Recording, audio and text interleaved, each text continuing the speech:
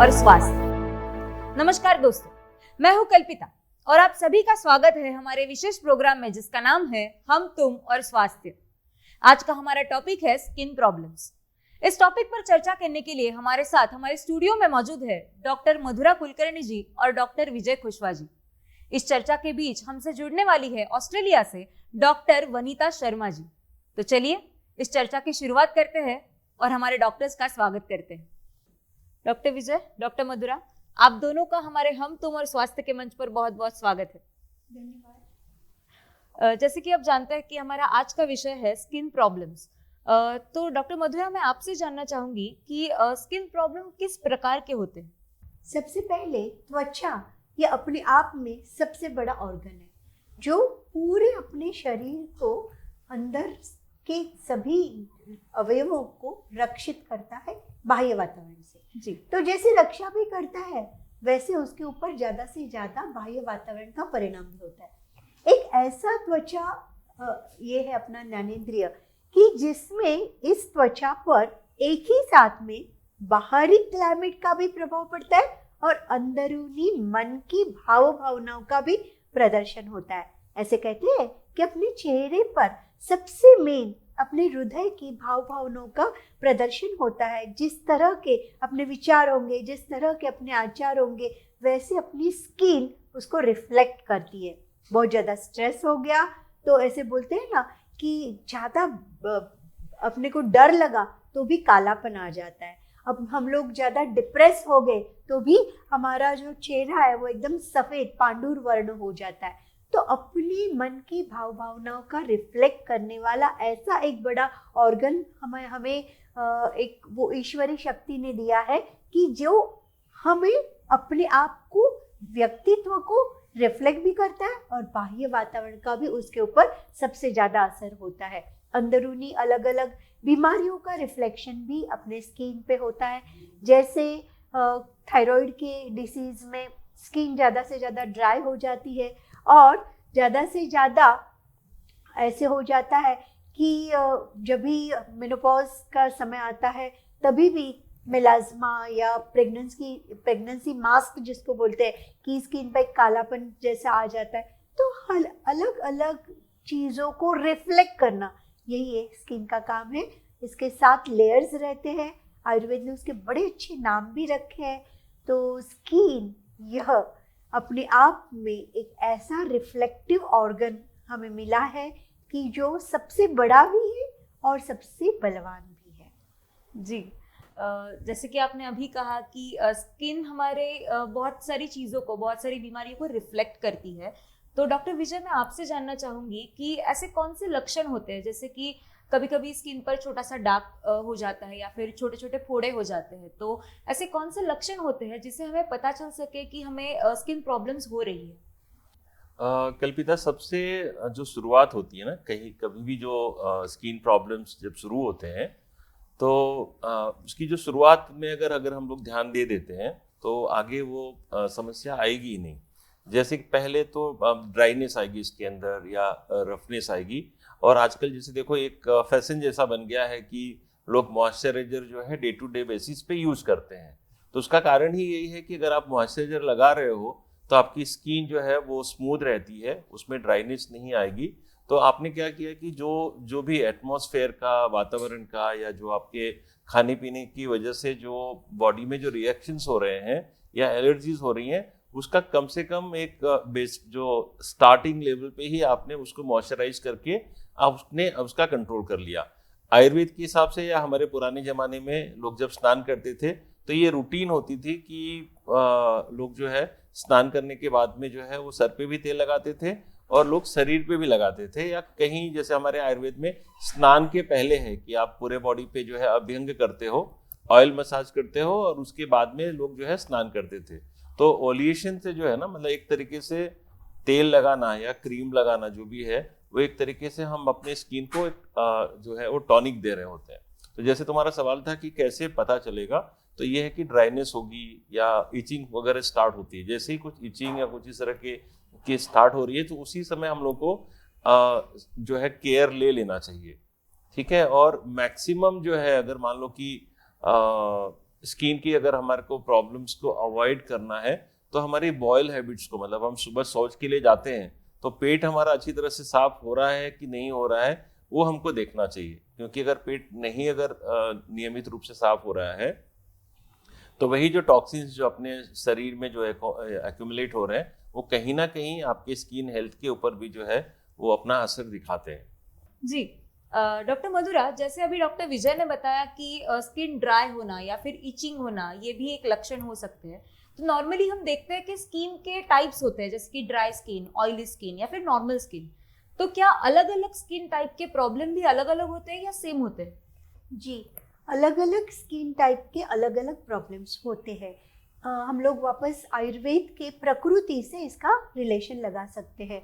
जन्म से ही हमें हमारी माता से स्किन का एक वरदान मिलता है।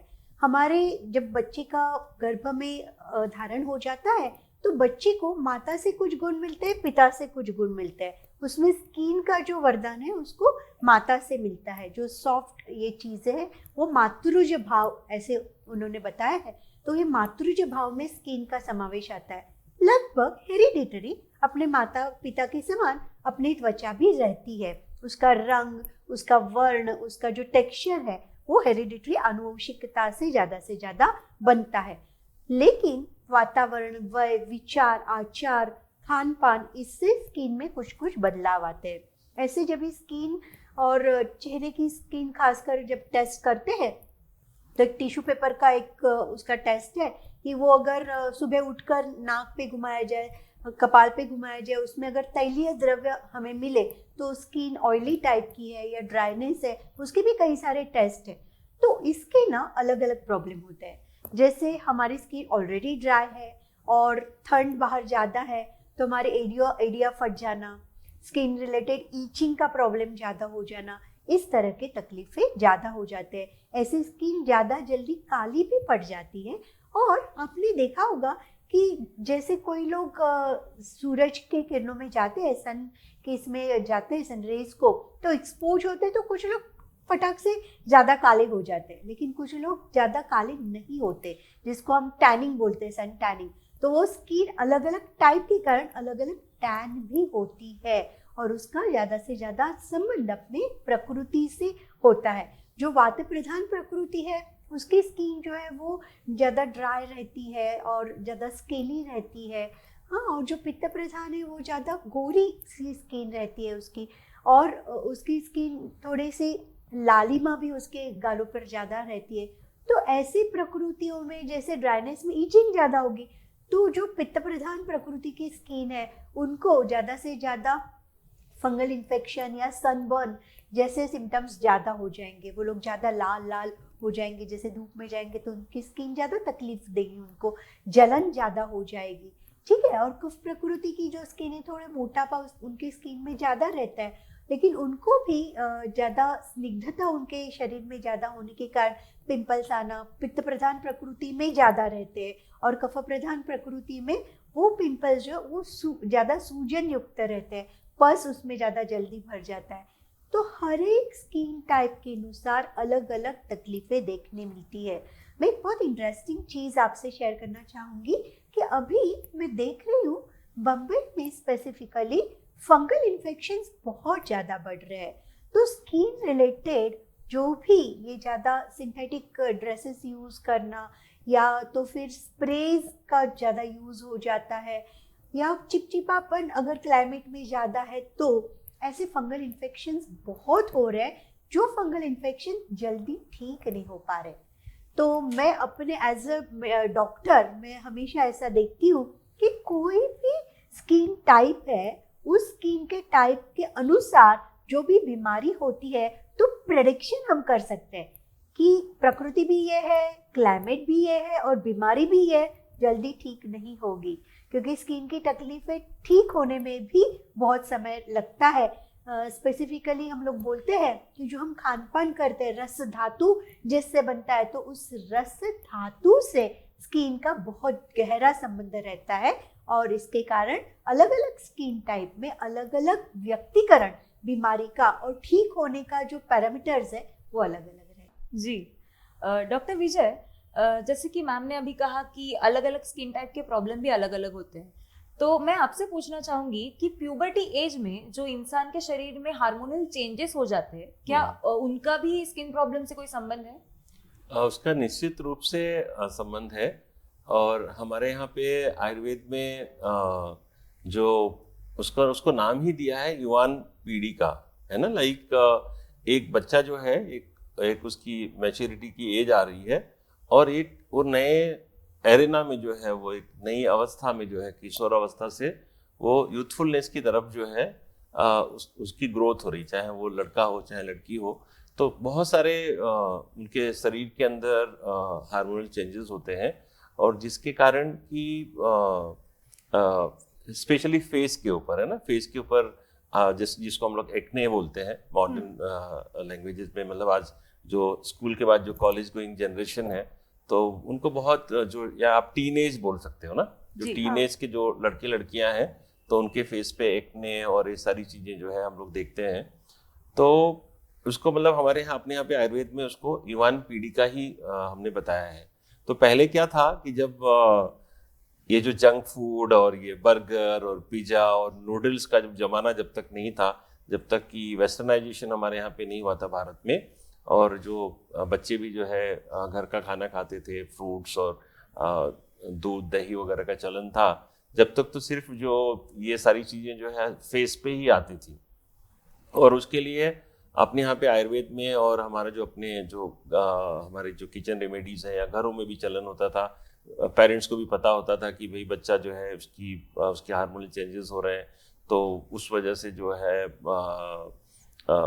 उसको जैसे गुलकंद जो है ना, डेली रूटीन्स के अंदर गुलकंद देते थे, दिन में 2 से 3 बार जो फेस वॉश वगैरह करना है, और बहुत सारे ऐसे जो घरेलू नुस्खे के जो मुल्तानी मिट्टी बेस्ड जो है, बहुत सारे मुल्तानी मिट्टी हो गई, चने की दाल या मसूर की दाल, इसके मिक्स कॉम्बिनेशन बहुत सारे जो होते थे, लेप वगैरह जो है लगाने का, मतलब बहुत सारी ऐसी रेमेडीज होती थी जिसको लोग बच्चों को ये करते थे। और सबसे बड़ी बात होती है कि आप अभी देखोगे कि अगर यंग बच्चे हैं और उनके फेस पे एक्ने वगैरह आ गए, तो बहुत स्ट्रेस में आ जाते हैं, और फिर वो दुनिया भर के ट्रीटमेंट्स और दुनिया भर के सप्लीमेंट्स और सारी चीज़ें जो है वो खाना शुरू कर देते हैं।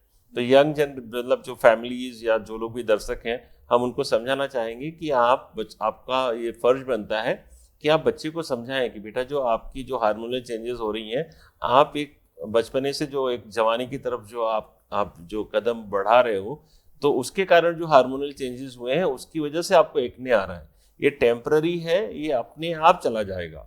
उसके लिए जो खास कुछ चीज़ें हैं कि आप बाहर की चीज़ें नहीं खाओ, जंक फूड मत खाओ, टाइम से अच्छी नींद लो, क्योंकि आज क्या है, बच्चे कुछ कर नहीं रहे, उल्टा रात भर उनको जगना है, और घर का खाना छोड़ करके आजकल जो ये क्लाउड किचन वगैरह का जो फैशन आ गया है, तो बच्चे जो है बाहर का ही खा रहे हैं। तो उसके अगर आप बाहर का जंक फूड खाए जा रहे हो, रात को सो नहीं रहे हो टाइम से, तो आप कितना भी किसी भी कॉस्मेटोलॉजिस्ट के पास चले जाओ, कितना भी ट्रीटमेंट करा लो, कितने भी क्रीम अच्छे से अच्छे लगा लो या सप्लीमेंट्स खा लो, आपका कुछ भला नहीं होने वाला है। उल्टा जो है वो जो आप स्किन की पीलिंग या सब बहुत सारे जो ट्रीटमेंट्स होते हैं, उससे आपके चेहरे पे वो स्कार रह जाएंगे।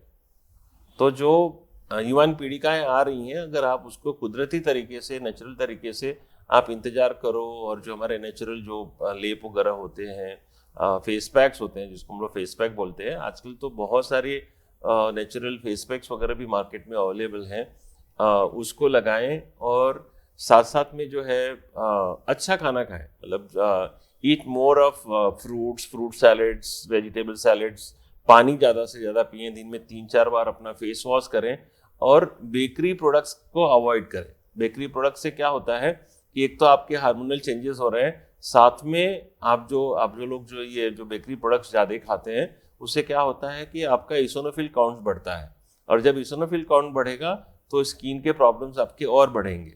मतलब आप ऐसे, हम लोग अपनी प्रैक्टिस में भी देखते हैं, और आप लोग भी अपनी फैमिली में देख सकते हैं कि फेस तो छोड़ दीजिए, अगर किसी बच्चे का पीठ देखोगे तो पीठ पे भी पूरे बहुत सारा जो है वो इसोनोफिल्स की वजह से बहुत सारे एक्ने जो है वो पीठ पे भी आ जाते हैं, आगे चेस्ट पे आ जाते हैं।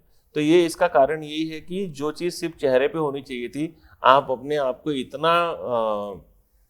इतने ज़्यादा अपने आप को टॉक्सिफाइड कर ले रहे हो खुद से by eating outside food, not drinking much of water, drinking Cola, मतलब आप जहर डालोगे तो जहर तो चेहरे पे दिखेगा ना। जैसे डॉक्टर मधुरा ने अपने स्टार्टिंग कमेंट में बताया था कि स्किन जो है वो रिफ्लेक्शन होता है, बट मतलब वो रिफ्लेक्शन तो हम अपने चेहरे से देख सकते हैं, पूरा शरीर का तो छोड़ दो, पहले तो शुरुआत जो है चेहरे से ही होगी। चेहरे से कोई शुरू होकर के फिर जब उस पर आप ध्यान नहीं दोगे तो उसके लक्षण आपके शरीर के दूसरे जो ये एरिया के जो स्किन है वहाँ पे दिखाई देगा। तो डेफिनेटली ये हार्मोनल चेंजेस होते हैं। एक टोटल मतलब आपका माइंडसेट और मतलब फिजिकल और मेंटल माइंडसेट दोनों ही चेंज हो रहा होता है।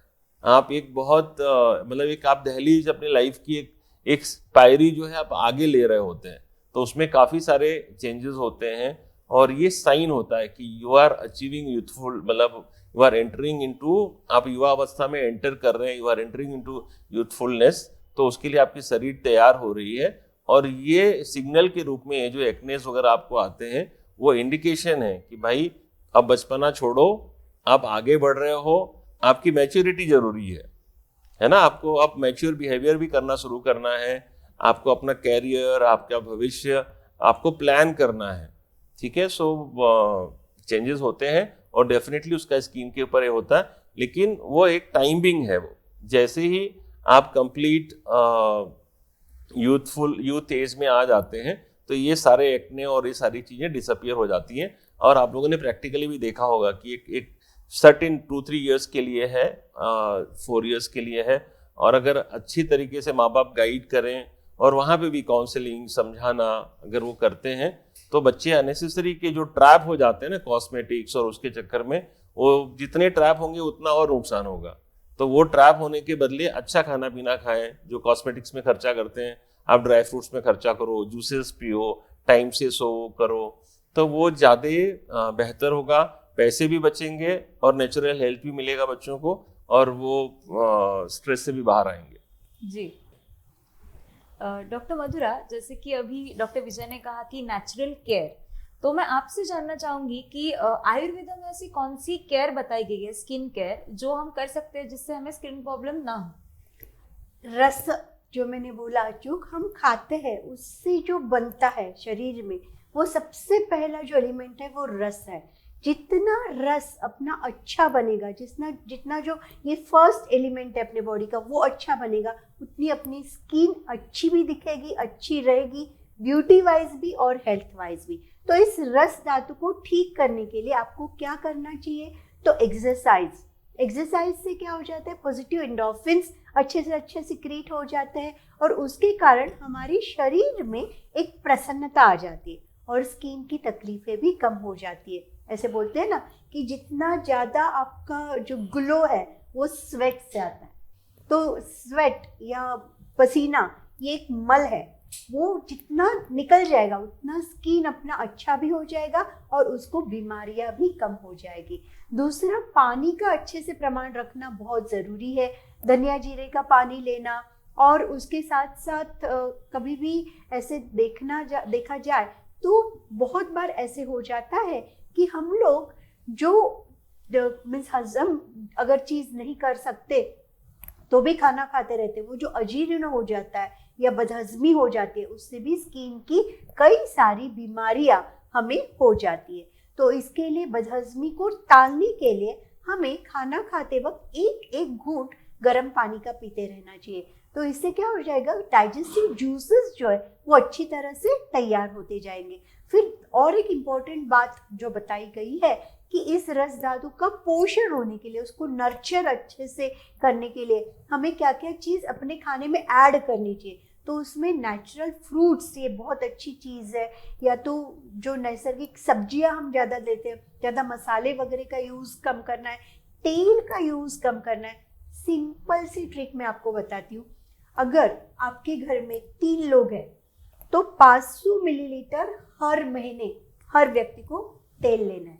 मीन्स आपके घर में 3 लोग हैं तो आपको महीने का 1.5 लीटर तेल चाहिए बस। उससे अगर तेल का आप यूज़ कर रहे हो तो स्किन के ऊपर वो तकलीफें दिखने वाली है। और ध्यान रखिए, स्किन मीन्स सिर्फ आप फेस की स्किन नहीं तो स्काल्प की स्किन भी उतनी ही इम्पोर्टेंट है। फॉरेन कंट्रीज में आप अगर देखो तो छोटे छोटे बच्चों को भी स्काल्प के स्केलिंग होना, उसके जो चकत्ते हैं उसके ऊपर निकलना, ऐसी बड़ी सारी बीमारियां होती है। तो सगर्भावस्था में माता का जो भी आहार विहार आचार रहेगा उसका रिफ्लेक्शन जब बच्ची का स्किन तैयार होता है उसके ऊपर भी जाता है। तो गर्भिणी माता को ज़रूरी है कि उनको अच्छा खान पान रखे और अच्छा आचार विचार रखे, जिससे बच्ची की स्किन जन्म से ही अच्छी हो जाए। और उसके बाद और एक बात मैं हमेशा बताती हूँ कि ज़्यादा अच्छा स्लीप लेना, नींद अच्छी करना, ये स्किन के हेल्थ के लिए बहुत ज़्यादा मायने रखते हैं। तो आपको अगर स्किन केयर रूटीन आयुर्वेद के अनुसार मैं ऐसे बताऊँ जो हेल्थ और ब्यूटी दोनों के लिए है, बहुत इंटरेस्टिंग है कल्पिता जी। तो सुबह उठकर आपको आपके स्किन पर नारियल का तेल लगाना है या तो तिल का तेल लगाना है पूरे बॉडी को। अगर पूरी बॉडी को नहीं लगा सकते तो पैरों के तलुओं पे घिस कर लगा दीजिए, कान को अंदर से लगा दीजिए और सिर पर तेल लगाना नहीं भूलिएगा, क्योंकि उसके कारण आपके स्किन को बहुत सकारात्मक वाइब्रेशंस मिलती है और उसका एजिंग कम हो जाता है। दूसरा, रात भर अगर हमने जो पानी एक रखा हुआ है तांबे के पात्र में, कॉपर के पात्र में, वो सुबह उठकर उषप पान उसको बोलते हैं, वो उषप पान अगर हम लेते हैं तो भी अपने स्किन के लिए बहुत अच्छा गुणकारी सिद्ध होता है। स्किन को कभी भी साबुन का या जो कृत्रिम सिंथेटिक चीज़ है उसका प्रयोग न करें। साबुन का प्रयोग करने से स्किन को तकलीफ हो सकती है। तो ध्यान रखना है कि हमें ज़्यादा से ज़्यादा स्किन केयर रूटीन में नींद अच्छी लेनी, एक्सरसाइज करना है और स्किन को ज़्यादा प्यार से सहलाना है। जी,